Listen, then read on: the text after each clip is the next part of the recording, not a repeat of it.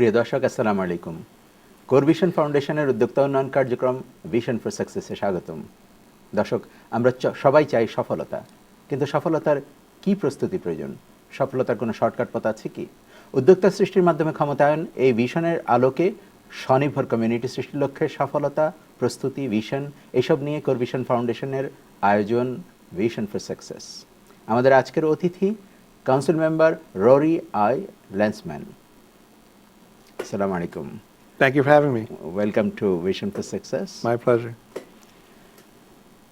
Council Member Rory I. Lansman represents 24th Council District of New York City, which comprises area of Kew Garden Hills, Promenade, Chester, Fresh Meadows, Hillcrest, Jamaica Estate, Briarwood, Parkway Village, Jamaica Hills, and Queens. He was born and raised in Queens, and he lived here for more than 40 years.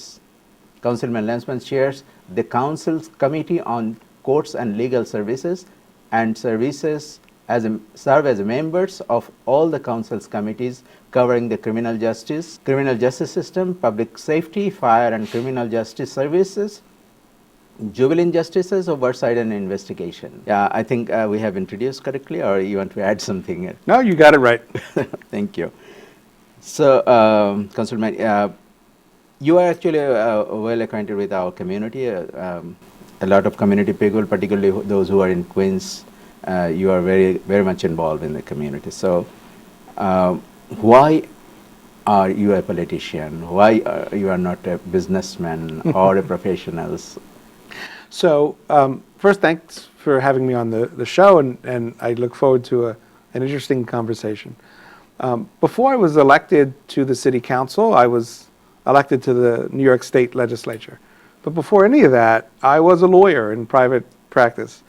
And although I've been very involved in my community since I was a teenager, I graduated from college, I graduated from law school, and I worked as a lawyer for, I think, about 11 years before I was elected to office for the first time. But even as a young person, I was always very interested in what was happening in my community, what was happening in the world, and thinking of ways that I could have an impact on shaping what my community looked like, what the world looked like. When I was in high school, I was very involved in my tenants association in the building that I lived in with my mother.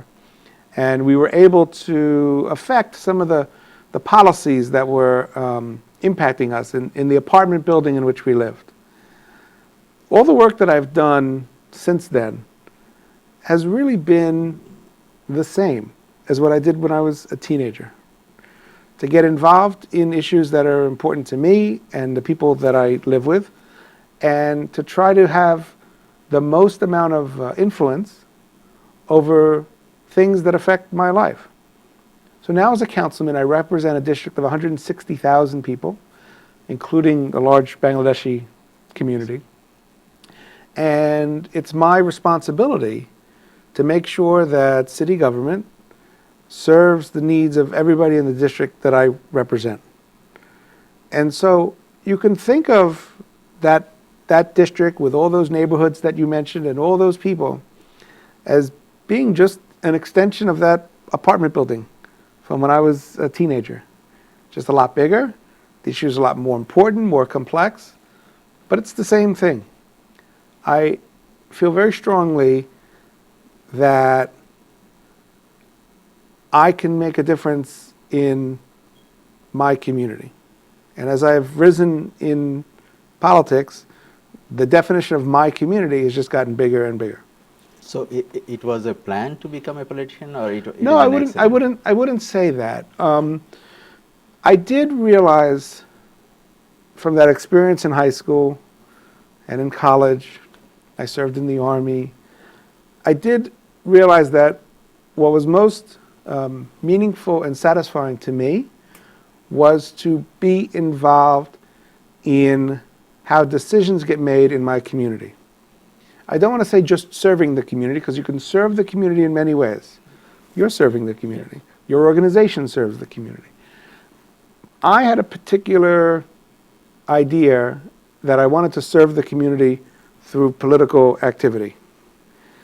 And although being elected to office and becoming a politician, as you put it, was a goal of mine, it wasn't necessarily my specific plan.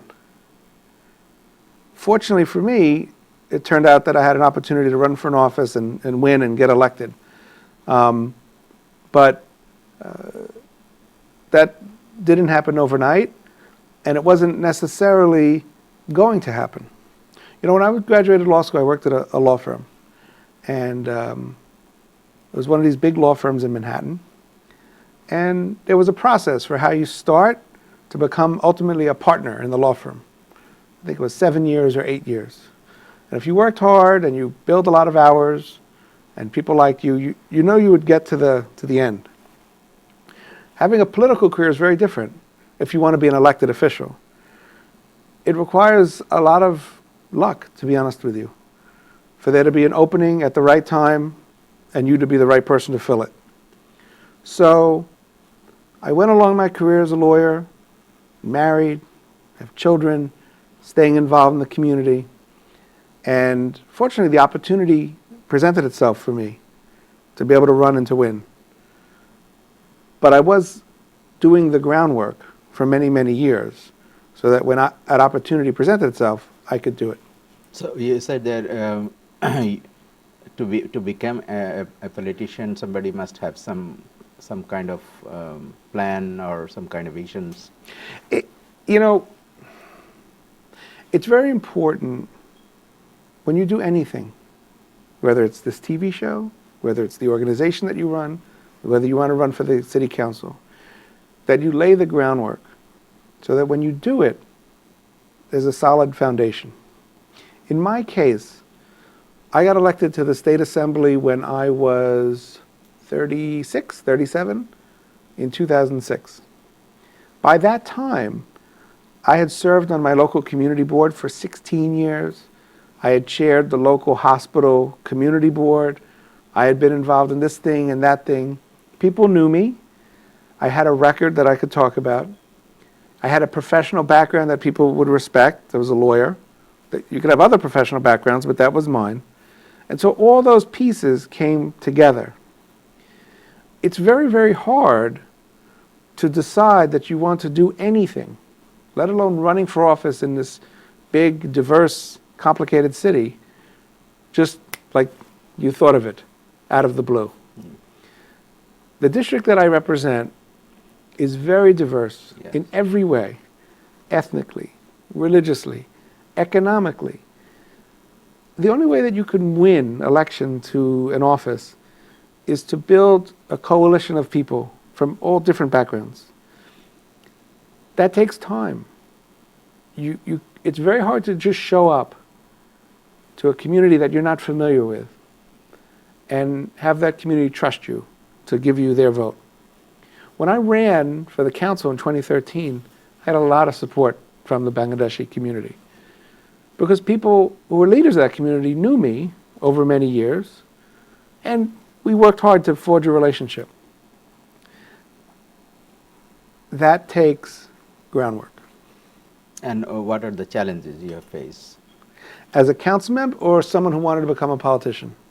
No, after 2013, you elected as a councilman. Right. So what are the challenges, sir? Well, I don't know if I would describe it as challenges, so much as when you get elected, it's very exciting, and then you get sworn in and you take the oath of office, and now you're a councilman. Well, all those people who elected you, who worked hard for you, who knocked on doors for you, who raised money for you, and most importantly, who voted for you, they did so with an expectation that you were going to do certain things. For the Bangladeshi community, there was an expectation, which we had talked about when I was running, about doing things to make sure the Bangladeshi community was more included in city government, to make sure that services for the Bangladeshi community were fair, and to make sure that city policies didn't discriminate against the Bangladeshi community or the Muslim community. So if you look at it in those three things, when I took office, we made sure that we made appointments to the community board of Bangladesh, people from the Bangladeshi community. If you look at the Queens Hospital Center Community Board, and you look at the Jamaica Hospital Board, and you look at the Police Precinct Council, you'll see Bangladeshis there now from the community, representing the community. In terms of services for the community, we now have the first senior center serving the Bangladeshi community at the Jamaica Muslim Center, which originally was paid entirely from the funds that I have to allocate. And that money has only gone up year after year. All of the schools in Jamaica Hills, PS 131, the schools in Briarwood where a lot of Bangladeshi students go, we give them a lot of money for after school programs and other things.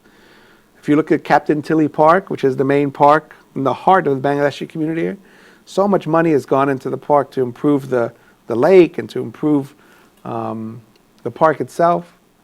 We created on Hillside Avenue a merchants association of mainly Bangladeshi business owners. So, and of course, citywide, as you know, now we have Eid as a school holiday for the first time ever. So I guess the challenge is matching the promises with the reality. And we've done that, and I'm very, very proud of that.